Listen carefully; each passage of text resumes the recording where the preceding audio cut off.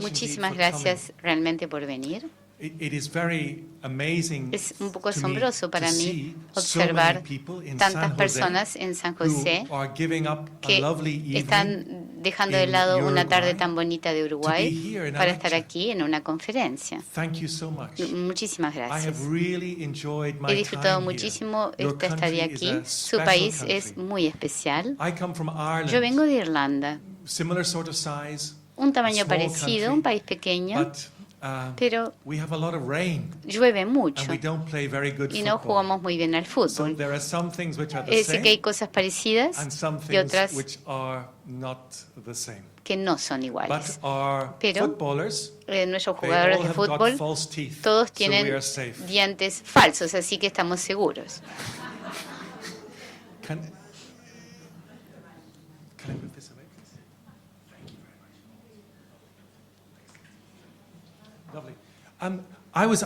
Me pidieron que hablara esta noche acerca de los cuidados paliativos y demencia. Me sorprendió un poco que su equipo de cuidados paliativos aquí, que hacen una tarea fantástica, desearan que hablara de esto. Pero vamos a dedicar estos 40 minutos ahora a pensar cómo cuidar a las personas al final de la vida, cuando presentan otros problemas que no son físicos, problemas vinculados con demencia. Yo trabajé como médico en Nepal 8 años. Me encanta Nepal y me encanta el trabajo que hice ahí. Pero lo que más me gustó allí fue hacer obstetricia. Me encanta el proceso de ayudar a la madre en el parto. Y luego pasé a cuidados paliativos y me di cuenta que estos son muy parecidos a la obstetricia. Tiene que ver con tener un buen parto. Se trata de una experiencia humana normal y lograr que ésta sea lo mejor posible. ¿Cómo? Cuando nuestros pacientes quizá no pueden hablar con nosotros o pueden sentirse agitados o quizá no tenga una conciencia cognitiva como otro. Vamos a referirnos a esto hoy. Bueno, les agradezco entonces por su amabilidad. Son gente muy cálida, muy amable al aceptar a alguien que no habla español, y les agradezco. También tengo que hacer una declaración de interés personal. Mi interés personal consiste en que ahora tengo 57 años, de modo que este problema es mucho más relevante para mí de lo que era hace algunos años. Una buena muerte, una buena vida, buenos cuidados son algo que nos importa a todos. Y me ha impresionado mucho lo que ha estado ocurriendo en San José, porque he visto evidencia de cómo la gente trabaja junta, colaborando. Tenemos las mejores posibilidades de poder brindar el tipo de cuidados que quisiéramos para nosotros mismos y para aquellos que amamos. Quisiera entonces esta noche hablarles de los antecedentes, de los problemas que enfrentamos en relación con la población añosa creciente aquí en Uruguay, así como en Europa. Y luego quiero ser más práctico para los colegas que trabajan en la comunidad, en el hospital, cuidando pacientes que pueden presentar problemas cognitivos. Y lo que descubrí con el tiempo es que aprendo muy poco de los éxitos. Donde verdaderamente aprendo más es cuando cometo errores. De modo que quería compartir esta noche con ustedes los errores que he cometido al intentar brindar cuidados al final de la vida a pacientes con demencia. Entonces verán que yo no soy experto. Bueno, en cuanto a los antecedentes, si miran en Internet, verán que hay una revolución que se repite en Uruguay en el cambio de los patrones de enfermedades en el país. Desde el 90 hasta 2010 observarán que la enfermedad de Alzheimer ahora aumenta y se hace líder. En el 90 casi no se veía y ahora está en la posición número 12, con más de 2% de los pacientes que mueren con demencia, con enfermedad de Alzheimer, y habrá muchos más que no han sido diagnosticados. Esto es un verdadero problema para su país. Y se trata de un problema creciente. ¿Por qué? Por el éxito que tienen en el servicio de salud, porque mucha más gente vive más. Y como ocurre esto, la cantidad de gente que presenta demencia también aumentará. Es decir, que está el lado bueno y el lado malo.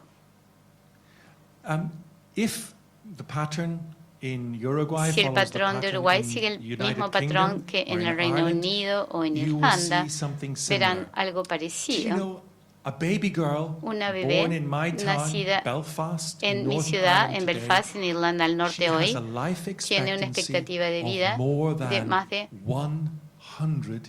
100 años. Suena asombroso, pero también asusta cuando se piensa en las necesidades que esta chica va a presentar en su vida y cómo el servicio de salud está a la altura. Y verán las cifras crecientes con el tiempo. El número de personas de más de 100 años también aumenta mucho. Hay personas de más de 100 años también en Uruguay. Bueno, este artículo aquí fue muy útil. Es una declaración europea acerca del manejo de cuidados al final de la vida en pacientes con demencia.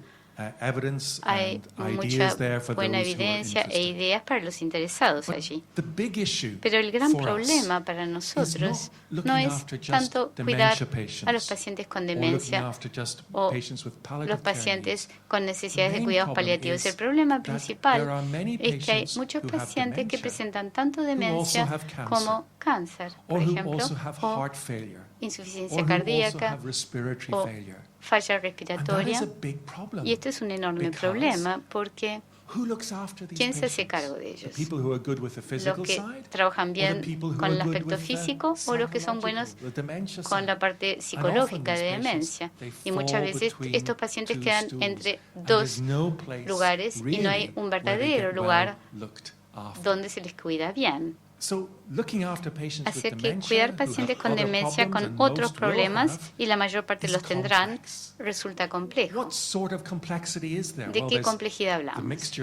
Una mezcla de patología física y mental que puede ser difícil de manejar. Tenemos la agitación. Si han intentado calmar a alguien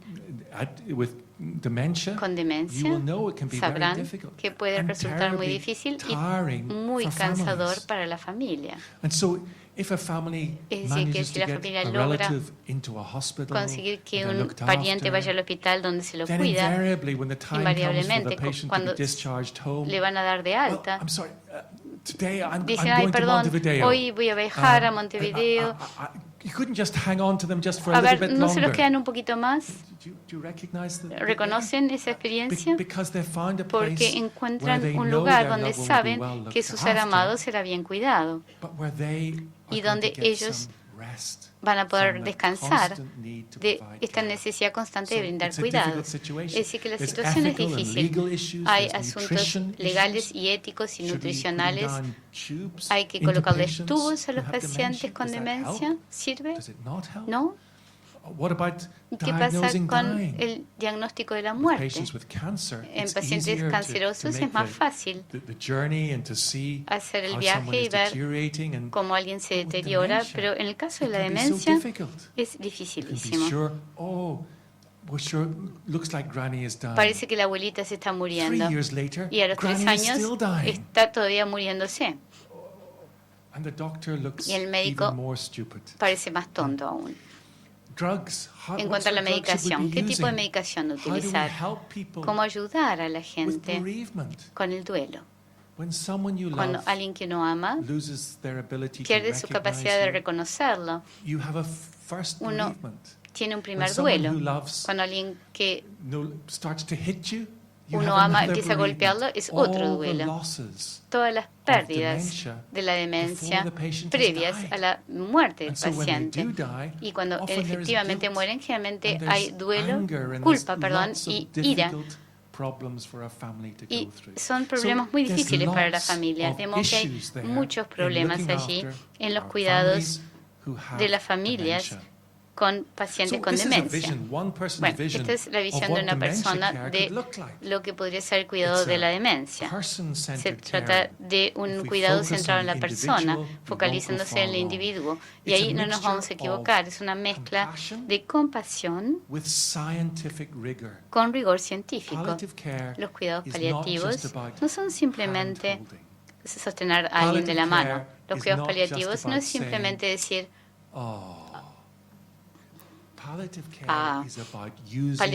cuidados paliativos tienen que ver con el uso de todos los recursos médicos y de enfermería que han aprendido con el tiempo y aplicar esta destreza todo lo posible para asegurar que cada síntoma sea controlado del mejor modo posible.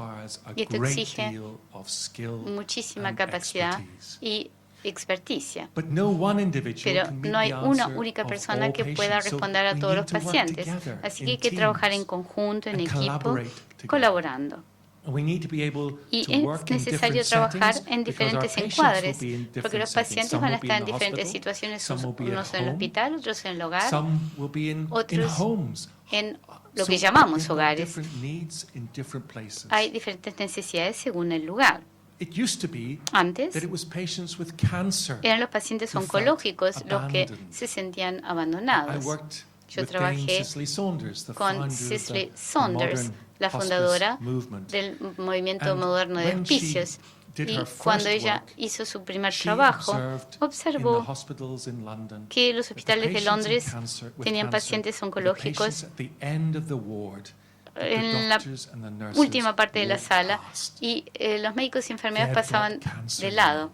Decían, tiene cáncer, no hay que verlos, porque no podemos hacer nada. Y estos pacientes, y esa época ya ha pasado, han sido sustituidos por, tiene demencia, no hay que malgastar el tiempo hoy. Es decir, que la demencia ha sustituido prácticamente el cáncer. Si uno le pregunta a la gente en la calle de Montevideo si preferiría tener cáncer o demencia, no es fácil.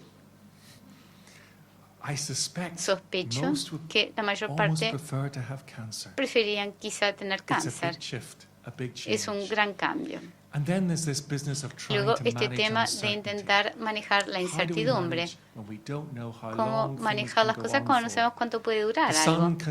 El hijo puede volver de Los Ángeles para ayudar a resolver el problema por unas semanas, meses, pero no puede volver para quedarse 15 años. ¿Se dan cuenta, no? Bueno, esta es una visión del cuidado de la demencia, pero al mismo tiempo una visión de cuidados paliativos. Ambos son similares, muy similares. Y lo que era el cáncer en la década del 60 es lo que ahora es demencia en la segunda década del siglo XXI. Y ahora quería pasar a los problemas prácticos. Los problemas que he experimentado y los errores que he cometido al cuidar a los pacientes con necesidades de cuidados paliativos y de demencia. Les voy a contar de una paciente, una señora que se llama Bárbara. No es un nombre verdadero, llamémosla así. Y ella presenta demencia y también cáncer de colon. Primero uno y después el otro. Y cuando el personal de enfermería la cuida en su hogar, los aleja, muchas veces lloriquea, no puede hablar bien, se enoja mucho, duerme mal, anda caminando de noche. se le ha dado medicación antipsicótica para intentar calmarla un poco, pero no se ha tenido mucho beneficio. Y lo llaman al hogar y dicen, doctor, tiene que hacer algo. Tiene que resolver este problema. Y me di cuenta que cuando hablo con su hija, Bárbara, durante toda su vida presentó episodios de depresión. Hubo épocas en que lloraba y se sentía agitada, pero se me había escapado. Cuando iniciamos medicación antidepresiva, sus síntomas mejoraron. Y si se nos escapó la depresión, porque no logramos hacer una buena evaluación. La evaluación sintomática evalúa a los pacientes con demencia y allí hay que usar todas las capacidades porque es un enorme reto. Y uno no puede decir, bueno, tal persona tiene demencia y necesita este tipo de ayuda o esta otra cosa. Porque cada persona con demencia es un individuo con un pasado particular, un presente particular y un futuro particular. Algo que alentamos a los estudiantes de medicina cuando participan con pacientes con demencia es asegurarse que sepan quién es el paciente. Asegurarse. ¿Y qué quiere decir con esto? Enterarse que esta señora que está en su bata con la comida chorreada una vez fue la novia de uno de los mejores jugadores de fútbol de Irlanda del Norte, o que esta señora trabajó, participó en la Segunda Guerra Mundial, cuidando a los soldados en su hogar, conocer su historia. No se trata simplemente de un paciente con demencia. Se trata de la señora tanto que ha tenido muchos problemas con su familia en el tiempo. ¿Se entiende? Es decir, que conocer el individuo es muy crucial. Otro gran error que cometí es subtratar el dolor en pacientes con demencia. Es necesario mejorar nuestros cuidados y el control del dolor en pacientes con demencia en todo el mundo. Sabemos que es subtratado. Esta señora, Gladys, estaba en un hogar, tenía un rash en el tórax y comenzó a dormir menos. Cada vez que alguien le tocaba el tórax, se enojaba mucho, estaba muy molesta, empezaba a llorar, quería que le dejaran tranquilas, pero antes le encantaba la música y le gustaba ser parte del grupo y empezaba a gritar. Y la gente decía, es la demencia que empeora, vamos a aumentar la medicación para calmarla. Ese no era el problema, había desarrollado un rash herpético. ¿Saben de qué hablo? El herpes, sí, la culebrilla. Y se nos había escapado. Tratamos el rash y sus síntomas de agitación mejoraron. Es decir, tener demencia no significa que todos los síntomas son causados por la demencia. Y en cuanto al dolor, el dolor es un sistema sensorial asociado con daño tisular. Es decir, lo que es dolor para uno quizás no sea lo mismo que para otro, porque hay una experiencia subjetiva diferente del dolor. Muchas de las personas presentes no tendrán ni idea de cuán grave es el dolor en los hombres. El dolor para las mujeres puede ser muy terrible, pero para los hombres es mucho peor. ¿Entienden la diferencia? El dolor en los hombres es, no puedo ir a trabajar hoy porque me duele un poquito la cabeza. El dolor para las mujeres, me duele la cabeza, me olvido, me voy a trabajar. ¿Sí entienden la diferencia? Hay una experiencia subjetiva vinculada con el dolor que varía mucho. Permítanme darles un ejemplo. llegan a casa luego de trabajar, se duchan para venir a la presentación y se golpean la cabeza en la puerta del baño cuando salen. Bueno, les duele un poco, pero siguen. Y luego, al final de la tarde, comieron, se bañan de vuelta y otra vez se golpean la cabeza con la misma fuerza antes de irse a la cama. ¿Cuál dolor va a ser peor? ¿El primero o el segundo? ¿Qué creen? El dolor inicial no es tan grave como el segundo, el tardío es el peor. ¿Y por qué? Porque el primer dolor los agarra distraídos, están apurados para ir a una reunión. Pero cuando ya están cansados, se terminó la jornada, pero es mucho peor todo. La fuerza es la misma, pero ustedes ya no son los mismos. El dolor cambia en forma constante, porque uno también cambia en forma constante. No obstante, nuestros modelos de manejo del dolor son siempre más o menos tanto dolor, tantos comprimidos. Pero nosotros siempre cambiamos. Cuando el señor Suárez mordió al jugador italiano, el dolor del italiano, siendo la semifinal de la Copa Mundial, era enorme. Y su dolor en Uruguay era aún mayor por todas las implicancias del mismo. No se puede desligar lo subjetivo del objetivo. ¿Y por qué lo digo? Porque en la demencia, cuando la función cognitiva no es tan buena, esto va a modificar su experiencia del dolor. ¿Y qué sabemos? Sabemos que no queda claro si el dolor aumenta o disminuye con la demencia. Pero sí sabemos que si uno tiene demencia, la expresión facial vinculada al dolor va a aumentar. Es decir, que muchas veces los pacientes con dolor van a estar desplegando ese dolor en su rostro. Sabemos también que hay menos efecto placebo cuando la gente presenta demencia. La mayor herramienta como médicos es generalmente el efecto placebo.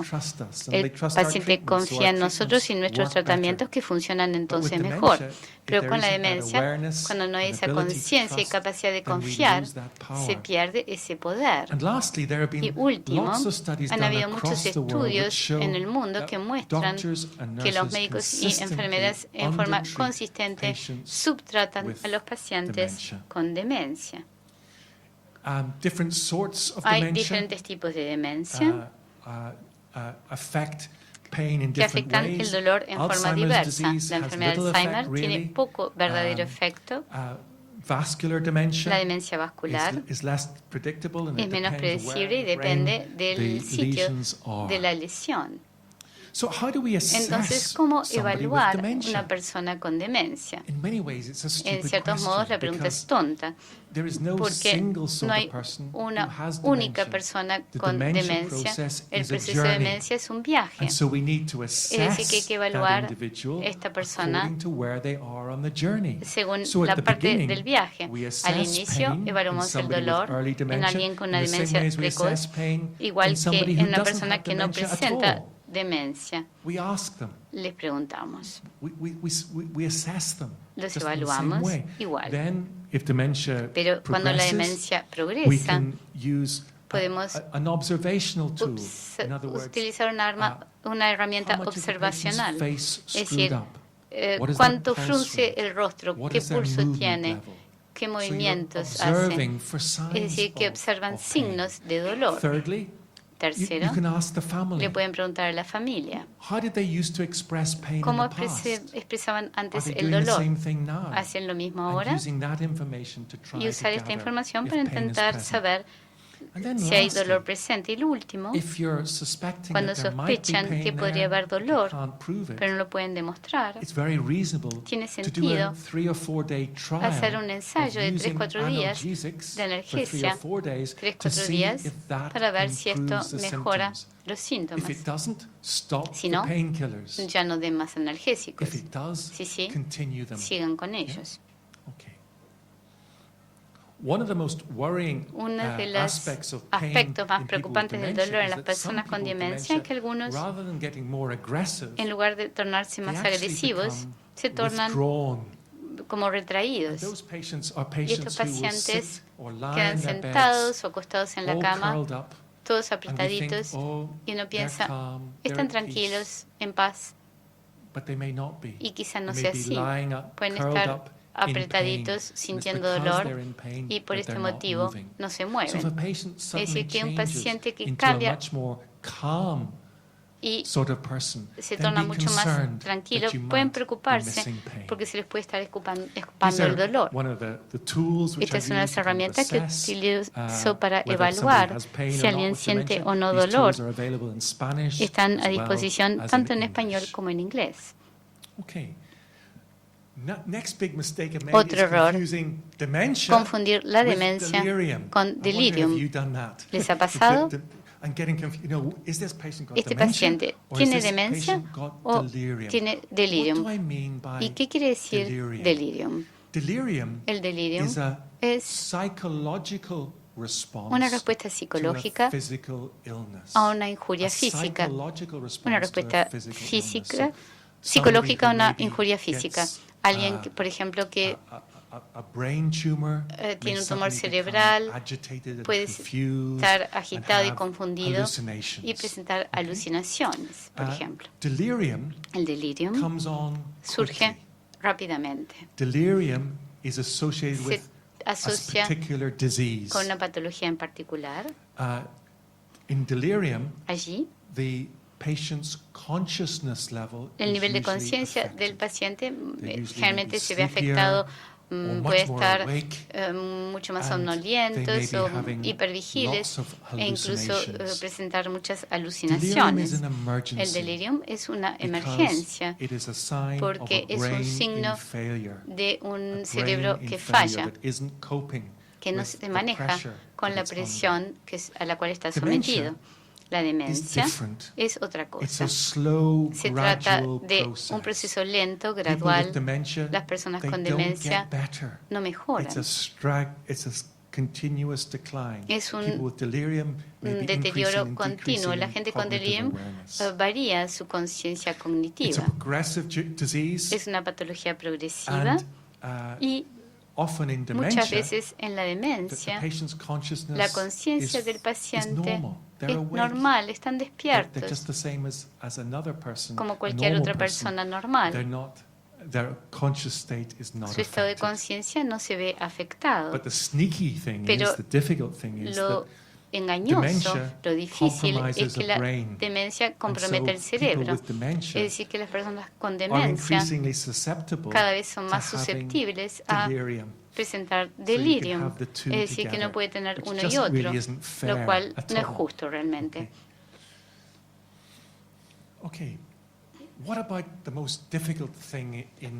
¿Qué es lo más difícil en el manejo de las personas con demencia?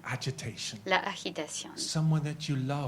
Alguien que uno ama, alguien que lo alimentó a uno cuando era niño, que los cuidó y a quien han respetado toda su vida, ahora comienza a hacer cosas que les dan vergüenza. Y luego empiezan a hacer cosas que los hacen sentir muy incómodos. Y uno se siente realmente muy incómodo. ¿Cómo manejar la agitación de un paciente con demencia? Una de las cosas que sabemos es que la medicación muchas veces es secundaria a los cuidados y cómo los cuidadores se hacen cargo de los pacientes con demencia. co-creamos uno y otro. Los cuidadores tienen un gran impacto en los pacientes con demencia y los pacientes con demencia tienen gran impacto sobre sus cuidadores. Es decir, que cuando un paciente comienza a sentirse frustrado, el pariente puede entristecerse. No es ya mi madre. Cuando el paciente despierta temor o se agita, el pariente puede sentirse aislado, ansioso. De modo que uno muchas veces ve parejas donde uno tiene demencia, el otro no, cuyos síntomas se espejan. Y el personal también se ve afectado. Alguien que está apurado para volver a casa, quiere resolver al paciente rápido y muy rápidamente desencadenan en el paciente con demencia algo porque se siente injuriado, porque el personal no le ha demostrado su respeto. Los pacientes con demencia pueden tener una demencia muy avanzada, pero percibirán muy rápidamente si su cuidador es respetuoso o no. Es extraño. Es decir, que en nuestro país hablamos de retar el comportamiento. No, un comportamiento que es un reto. El personal de cuidados paliativos habla mucho de demencia, pero vamos a darlo vuelta. En lugar de hablar de pacientes con un comportamiento que nos reta, decimos, ¿qué es lo que estamos haciendo que constituye un reto para el paciente en particular? ¿Qué hacemos nosotros que es un reto para el paciente? Todo el comportamiento es un intento de comunicar. Todo el comportamiento es un intento de comunicar. Nuestra responsabilidad consiste en averiguar qué es lo que se está comunicando. ¿Qué intenta decirme esta persona? El comportamiento es comunicación. Nosotros usamos algo que se denomina los cuadros ABC. Antecedentes, que vino primero, comportamiento, behavior, un B, y cuáles son las consecuencias del mismo. Es un modo de intentar comprender qué ocurre en este comportamiento difícil del paciente. Por ejemplo, una señora empieza a verse muy agitada cuando los parientes se van del hospital y empieza a pegarle a las enfermeras. Bueno, el antecedente, lo que vino primero, es que sus parientes se van. El comportamiento es la agitación y la ira. ¿Cuáles son las consecuencias? El personal pregunta si le pueden dar un inyectable para que se duerma. ¿No se podría hacer otra cosa? Es decir, que cuando los parientes se van, ¿por qué no llevarla inmediatamente entonces a tomar una tacita de té? O un matecito. Entonces uno cambia uno por otro. Lo mismo que se haría con un niño. Está jugando con el enchufe, le damos otra cosa para que jueguen y los distraemos. Es decir, pensar en las causas subyacentes. En cuanto a la medicación, bien, 70% de los pacientes con demencia presentarán una psicosis durante su enfermedad. Sintiéndose muy mal con las alucinaciones. Hay medicación más vieja y más nueva que utilizamos como antipsicóticos. Y sabemos que los pacientes con demencia, cualquier forma de antipsicótico se vincula con aumento de la mortalidad por infección pulmonar y otras afecciones, y que ese aumento de riesgo de morir se mantiene siempre que los pacientes siguen tomando este tipo de medicación, y esto preocupa mucho. Pero, ¿qué hacer en estas situaciones agudas tan feas? La recomendación es, idealmente, intentar evitar usar medicación antipsicótica cuando sea posible. Si tenemos personal capacitado, habituado a manejar los síntomas comportamentales con comportamiento. Pero en algunos pacientes donde la psicosis ha persistido mucho tiempo, tiene sentido en estas situaciones usar antipsicóticos, pero a la dosis más baja posible. Y muchas veces en personas con demencia se ven que pequeñas dosis funcionan con gran eficacia, aumentando lentamente la dosis hasta lograr el efecto. Y luego de un tiempo, algunos días, se intenta bajar. Y si los síntomas de agitación vuelven, intentar bajar la dosis todo lo posible.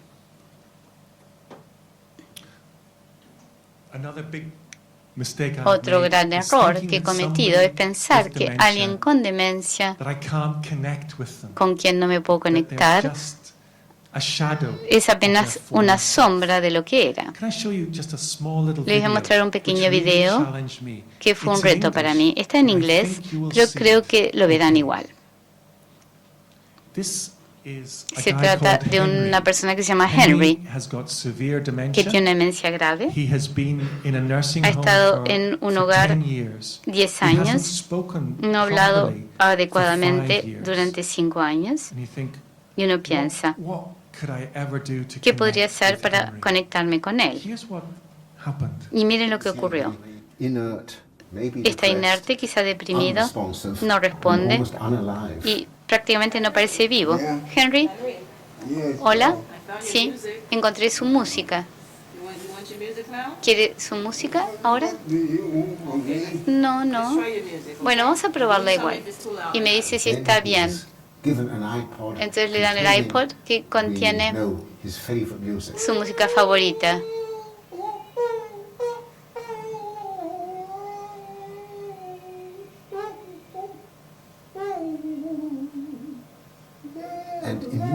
E inmediatamente se enciende. La expresión facial, los ojos bien abiertos, empieza a canturrear y mover los brazos y está animado por la música. Y siempre está en la unidad con la cabeza así. Y no habla con la gente. Y cuando le mostré la música, esta fue su reacción.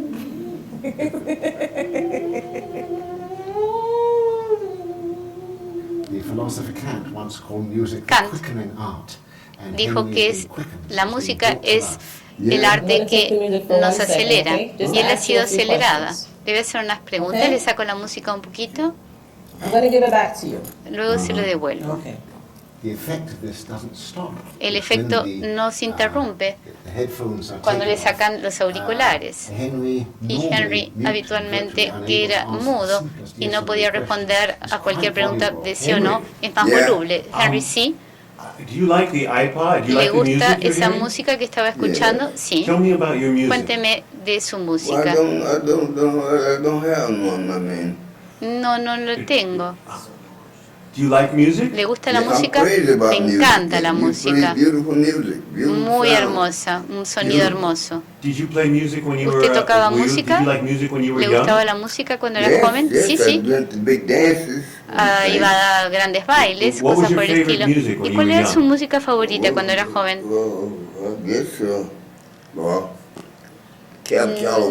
Cab Calloway tenía la banda mejor. Ahora no lo entiendo yo. ¿Cuál es la canción favorita suya de Cab Calloway?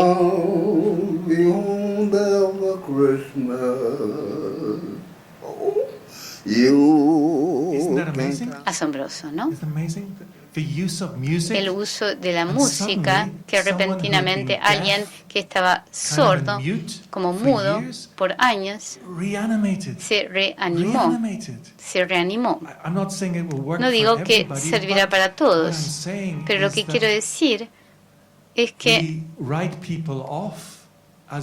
consideramos que la gente ya no tiene posibilidades de conectarse con nosotros. Pero muchas veces podemos lograr una conexión y lo verán. Y los parientes de las personas con demencia les dirán que hay algunos días, partes del día o de una hora, donde de repente mamá vuelve. Muy interesante. No anticipar. Otro error que he cometido. Las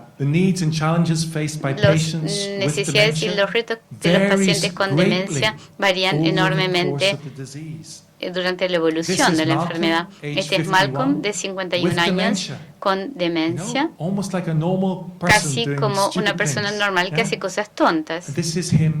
Y aquí, nuevamente, a los 15 años. Sus necesidades en este momento son muy diferentes de sus necesidades aquí. Ambos Malcolm presentan demencia y necesitan un cuidado diferente de parte de nuestro equipo. El riesgo en las personas con demencia es doble. De un lado, tienen muy poca privacidad, muy pocos cuidados, quedarán expuestos en forma irreflexiva. Y por otro lado, tienen un riesgo de un exceso de antibióticos, de intervenciones. Demasiadas veces los pacientes con demencia reciben tubos nasogástricos, sondas nasogástricas, porque la familia dice, no podemos dejar que se muera de hambre. Y sabemos, sin embargo, a partir de la evidencia, que la alimentación nasogástrica en pacientes con demencia abrevia su vida, no la alarga, la abrevia, porque estimula la aspiración. No es eficaz. Y muchas veces estos procedimientos se hacen porque la familia lo desea y no en el mejor interés del paciente. De modo que si no tiene demencia, tiene riesgo de que se le haga demasiado o demasiado poco. ¿Cuándo entonces deben participar los médicos y enfermeras de cuidados paliativos con los médicos que tratan demencia? ¿Cuál es el patrón? Sugerimos que hay que trabajar en conjunto, como hacen en San José. Y si este es el patrón del último año de vida, con la fusión del paciente y el morir aquí, se ve un deterioro gradual del paciente con demencia. Pero el modelo consiste en decir, los cuidados paliativos pueden haber impactado aquí o aquí o aquí, ayudar a los profesionales que están a cargo del paciente con demencia con los cuidados físicos y el apoyo a la familia.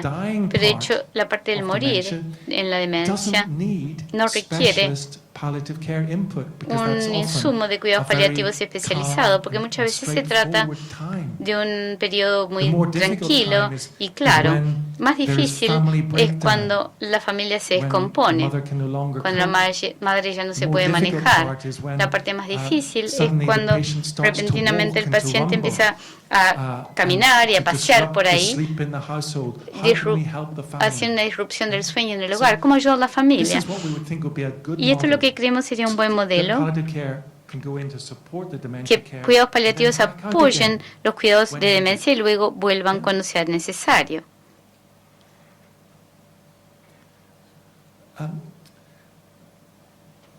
Uno de los mayores problemas que tenemos en Reino Unido, y sospecho que también en Uruguay, cuando cuidamos a los pacientes con demencias, con necesidades de cuidados paliativos, es que podemos pensar en el mundo como dos silos, el de cuidados paliativos y el de demencia, y si uno está en uno, es difícil obtener la ayuda de el otro.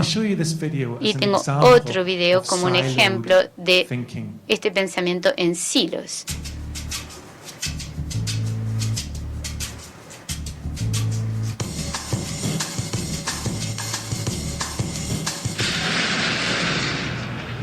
Whoa, I Qué mal. Estoy tarde. Va a venir alguien. ¿Hay alguien ahí? ¿Teléfono? No. No. Sorry. Perdón. Somebody. A ver, ¿alguien? Hello. Hola. Hay dos personas trancados en la escalera y necesitamos ayuda ahora. A ver, por favor, alguien haga algo. Ayuda. ¿Se dan cuenta?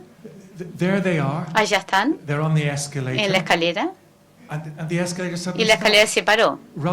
Y en lugar de subir, se quedan quietos porque están en la escalera eléctrica. Y lo mismo puede ser en la tierra paliativa. Estamos cómodos haciéndonos cargo de los pacientes con síntomas paliativos, pero si tienen síntomas de demencia nos trancamos y necesitamos llamar a los especialistas en demencia y la inversa. Pero en realidad hay que desarrollar habilidades y compartirlas entre nosotros. Es lo que hemos estado haciendo en el hospicio de Belfast, intentando capacitar a los trabajadores en demencia en cuidados paliativos para que ellos puedan hacer las cosas básicas de cuidados paliativos bien y subir la escalera sin tener que esperar que venga un especialista que se haga cargo.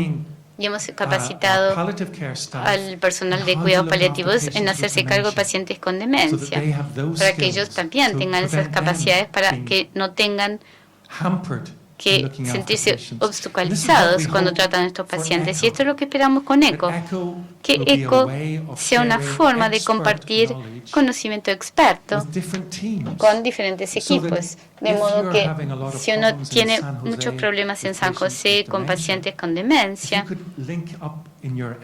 y en ECHO puede conectarse con un psicogeriatra que les apoye, ayudándoles en estos pacientes, esto sería un modo excelente de democratizar el conocimiento y ayudarles a ustedes y a los pacientes sin que ellos tengan que viajar hasta el centro especializado. Una educación en colaboración.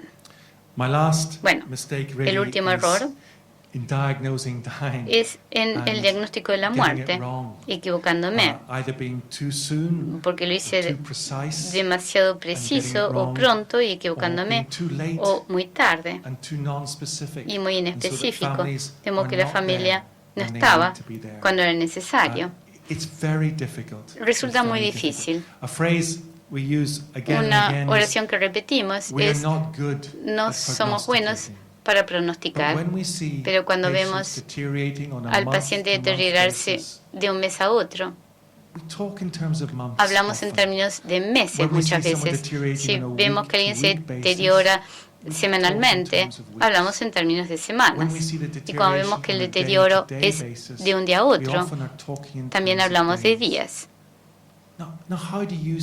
Ahora, ¿qué les pasa en el caso de su madre? Y trabajamos en colaboración. Acá tenemos un pasaporte que hemos producido para los pacientes con demencia. Es una forma de contener toda la información clave. Es como un registro antenatal, prenatal, que tendrían las mujeres embarazadas. Para contar con la información si un médico o enfermera viene al hogar o los visita en el hospital, toda la información clave está contenida. No solo acerca del paciente en particular, sino de qué les gusta, quiénes eran, qué tipo de personas son, para asegurarse, en medida de lo posible, que esta persona, que los cuidadores recuerden que se trata de una madre, un padre, un amante, un amigo, un bailarín, para que recuerden el individuo. Bueno, les tomé toda la tarde. Hablé de los errores que he cometido haciéndome cargo de los pacientes con demencia. Y esos son los problemas que considero. Muchas gracias.